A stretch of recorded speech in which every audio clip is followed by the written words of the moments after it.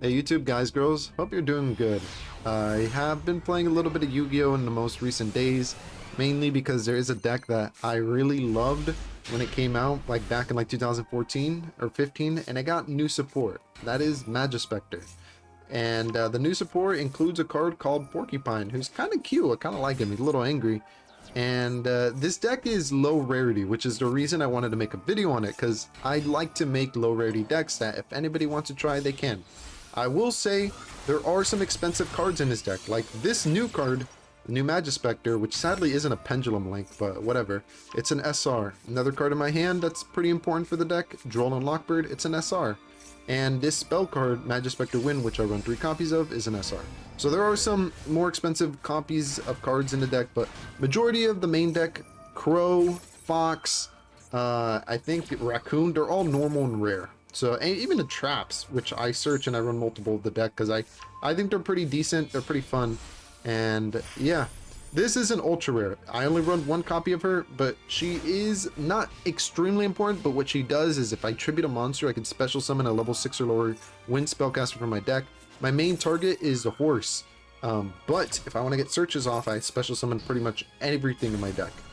And I really like this deck. It's annoying to play against, but it's not hyper competitive, which is what I really like. It's like kind of like stops your opponent. I'm stopping my opponent from kind of interacting with me a little bit. They add something to the hand, draw. Neither player can add cards from the deck to the hand. They summon a monster. I guess they didn't realize that they can't add. And during the end phase, I'm going to activate one of the trap cards, which just tributes one of my monsters, banishes their monster. I lose a little bit of advantage normally, but the XYZ kind of says, hey, you tribute any one of your monsters, just special summon one from the deck by detaching. And then the spell card is essentially Monster Reborn Quick Play, and you can special summon from your hand or deck if you tribute. So a lot of synergy. You do not need to run Exceed the Pendulum. I'm running it just because I think it's cool. It's a newer pendulum link monster and I wanted to incorporate it into the deck. You could also run anything else that has link arrows going down, whether it be normal or rare. I'm going to try not to be talking too much about the budget of the deck. I just want to emphasize that yes, this is a cheap deck. It's not super expensive, but at the same time, it's not hyper competitive. The win rate's not like gonna be beating Snake Eyes like 70% of the time. It's like a 49%, 48% win rate deck. It's like average, but the best thing about it is that it's fun, which is why I'm playing it. I'm going for Access Code Talker. It's just a boss link monster and going for game there. There's other avenues I could have went down because I mean, I essentially can pendulum multiple monsters. I can normal summon, special summon from hand, and I can special summon from graveyard deck. I just so many options. Alright, so this is the Majespecter deck. I'm gonna be talking about the hand traps and tech cards which are not Majespecters, and then focusing on the majority of the Majespecter main deck, and then the extra deck.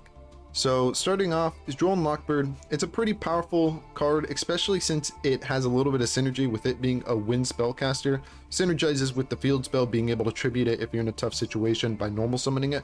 But the main reason is I'm running it is because it kind of stops the opponent from adding stuff, which is annoying. It can stop their plays entirely, as you saw in the replays. And also, it kind of stops the max C. But the downside to it is this deck kind of adds as well. You have cards like Raccoon, which adds a monster, Yada Crow, which adds a spell, and Fox, which adds a trap. And Droll can stop you from adding those cards, but there are also some plays you could do otherwise, such as using Toad, which sets instead of adds, so it gets around Droll, along with Porcupine, who also sets. So if you kind of know what you're doing, Droll's excellent. If you're not the best player, Droll's okay, but it can stop you, and you might be wondering sometimes like, hey, why can't I add? It might be because you're under Droll yourself. A strange tech card, Magician's Souls. This is specifically here just to send Kirin from the deck to the graveyard. Kirin can then be special summoned from the graveyard using Majespecter Wind, which is a new Majespecter support card, which is essentially just quick play Monster Reborn. Also, Magician's Soul can get rid of some spell cards on your field or in your hand that you don't really need.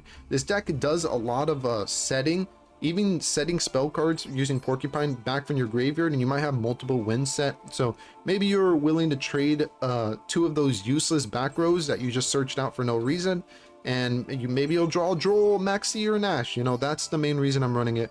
It just gives a little bit of variety. It has synergizes a little bit well, and it's not truly an ultra rare because you can pull it from a structure deck. So if you like Dark Magician, you might already have this card, and it synergizes well.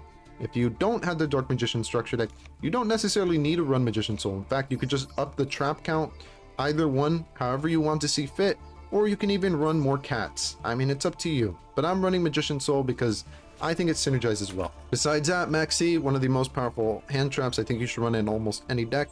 Same with Ash Blossom, very powerful. A tech pendulum card is called Abyss Actor Curtain Raiser.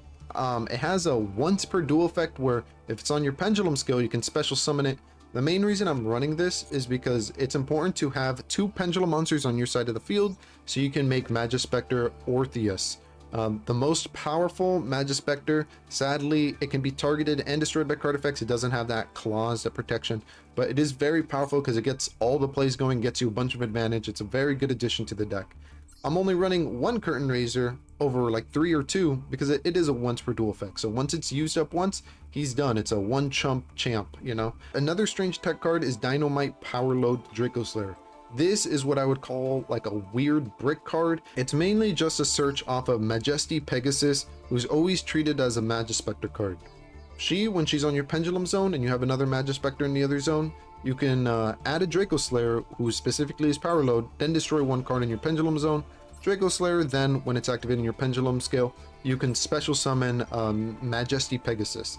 Little combo, nice interaction, and it does work in a pendulum deck as a skill, so it's not truly a brick, but besides that, its monster field effect doesn't come up, and it's usually just used as material to make Dinoster power the mighty Draco Slayer. I'm going to be talking about the Majespecter cards. All of them are low rarity. As you can see, they're rares, except Kirin. And some people run 1 Kirin because it is an SR. I'm running 3 because it's the boss of the deck, and it's amazing. And also Magician Souls can send it from the deck, so having multiple copies does help out.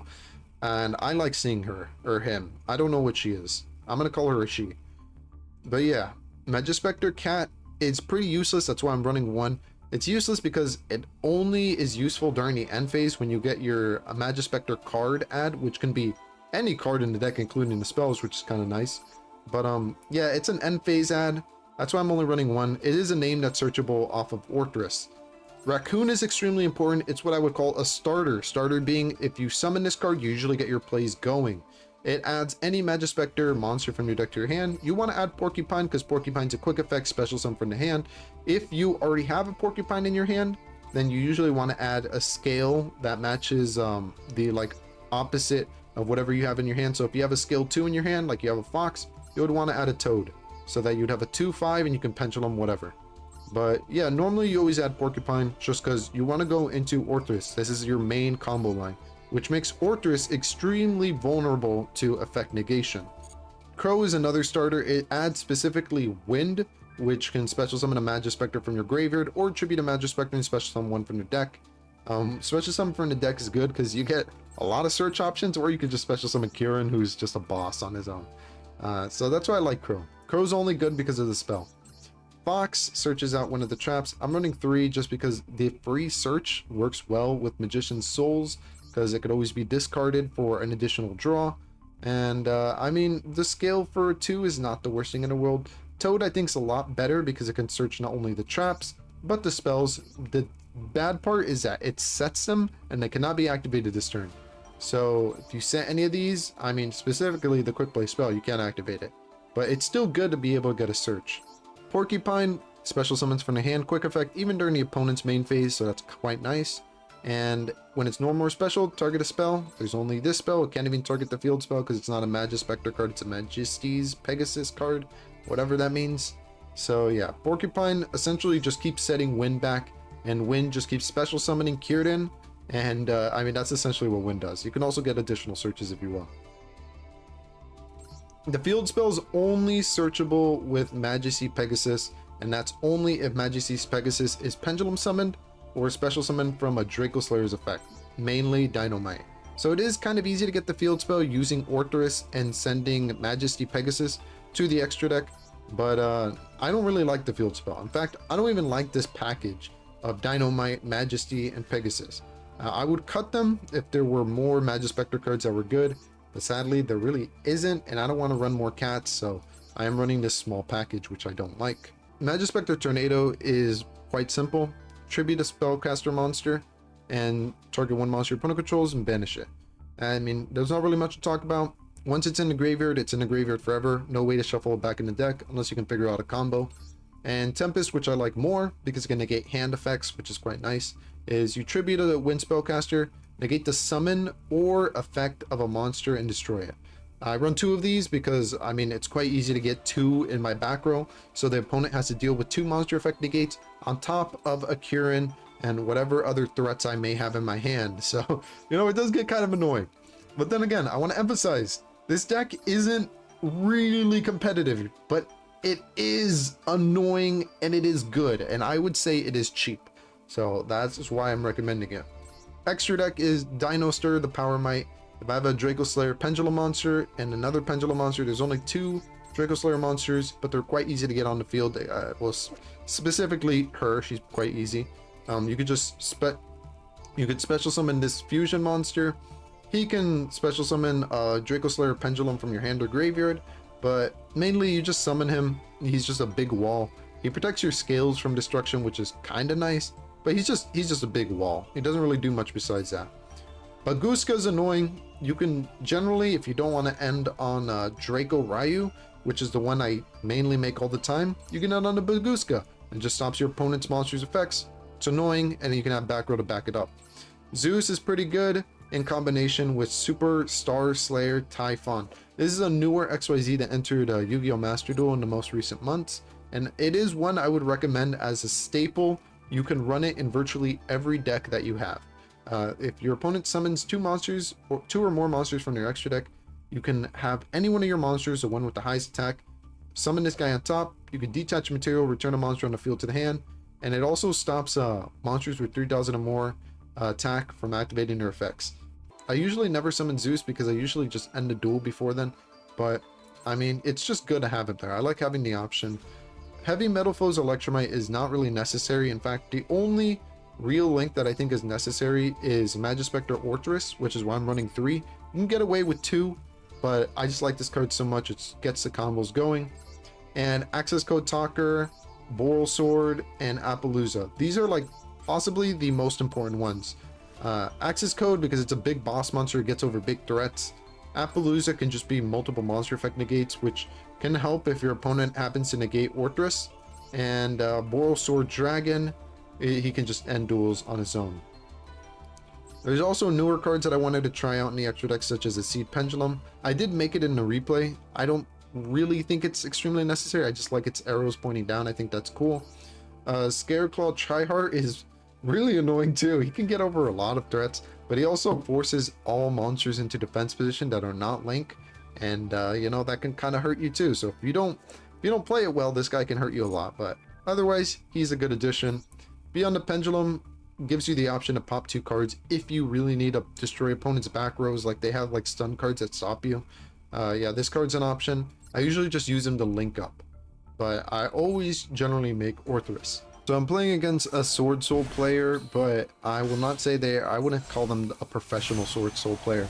They're going to be making a Baron de Fleur and passing their turn.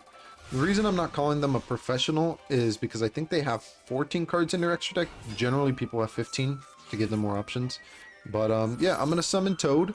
They're going to drop the Maxi. I'm going to chain Wind, which is a tribute effect, and they're going to negate Wind. Now this normally would hurt me really, really bad. Because like I have no monsters on my field, but Toad still goes off. I still get the search off of him, and they're not drawing anything off of Max C, so I'm not like, okay, well, I'll just play during your turn. The way I'm going to play is by using Wind, special summoning from the hand. I'll special summon Cat, and I do make a misplay here. So they're going to activate Baron de Fleur to destroy the trap, which I'm going to activate. I should have activated a Porcupine in my hand first and chained the trap, but I got the order messed up because the trap requires a tribute for cost, and now I don't have a monster to summon Porcupine. Slight misplay. I could have got the spell back so I could have activated again on my turn, but hopefully it doesn't matter too much, right? End phase, Cat's gonna search me a Raccoon and Magician Souls off the top. Just gonna use Magician Soul, send the Kirin. I don't think Magician Souls actually does anything in this replay. I haven't truly figured out how to utilize Magician Souls. Maybe I run a Link 1 in order to, like, you know, pop off a little bit more. Maybe Link Karibo if that's not banned. But as of now, I'm just going to do the typical Majespecter combo. Summon 2 of them, go into Orthrus. Orthrus is going to add 2 cards from my extra deck to my hand. I just want to set up my scales right now, so I grab a 2 and grab a 5. I'm going to set Dynamite, the whatever dragon, and I'm going to set the cat, special summon 2, 3. Crow's going to add a spell. The Toad's going to add a trap, or excuse me, the Toad's going to set a trap, and the Fox is going to add a trap. And I think I only had like 1 trap target in the deck. I don't exactly remember. But Toad's going to set that. Yada's not going to get a search because there's no more spells. I have all 3 used up. And do the XYZ, end turn, because I'm not strong enough to beat over his monster. During his turn, I guess he's going to do stuff. I don't really see, like, I'm not scared. Yeah, Heartbeat Feathers or lose all my back row. I'm not scared at all. I still have Kirin, and I still have Porcupine in my hand, so I have follow-up. I'm going to use Kirin, bounce back the vanilla. He's going to tribute summon it again, go into the battlefield phase, excuse me. Destroy my XYZ. XYZ has an additional effect. When it's destroyed, it becomes a scale, which is quite nice, but you know, that I didn't need it. I didn't need it. I have everything I need, and the duel's over. So yeah, I'm just looking here. I'm like, okay, well, let's just try to get enough damage. I think Magician's Soul's actually gonna come in handy here. I send 2 of the spells that I don't really care about because I have 1 in my hand already. Draw 2 Max Cs. I just dropped the Max C because I'm like, well, I don't want it to keep asking me. Go into Boral Sword Dragon, which can attack twice, and that should be game. So in all honesty, this deck is really fun to play with, but I'm sure it's terrible to play against. I don't think anybody liked playing against my deck. I'm pretty sure there's a lot of people who are going like, what the heck is a pendulum? Or what does that do? You know, stuff like that. So I didn't feel like the good guy playing this deck, but at the same time, it's not like I'm playing meta, and it's not like I'm playing a super expensive deck. I say that as most of the cards in my hand are like high rarity, you know, but you know, okay, dude, I drew Dash. You know what, never mind. A lot of the cards I'm playing are high rarity, but it's not everything. So I'm going to use the Ash Blossom to negate the Max C. Main reason I'm doing that is just I don't want to give them any extra cards. I didn't need to do that, but I'm like, I don't want to give them advantage.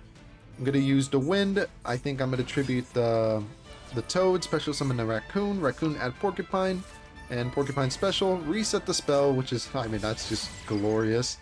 Go into the link. One thing I will say is when you are setting the spells and stuff, you never want to put it on the left and the right spell and trap zone, because if you do that, you're not going to be able to pendulum until you get rid of it. So yeah, this is my end board. It's not that impressive, like I said, just the XYZ, but the XYZ will special summon Kirin from the deck. They activate the ultimate creature, which makes the Blue Eyes immune. I'm going to chain the trap before it becomes immune, so it gets banished, even though technically it should be immune. The chain links activate like kind of like in reverse.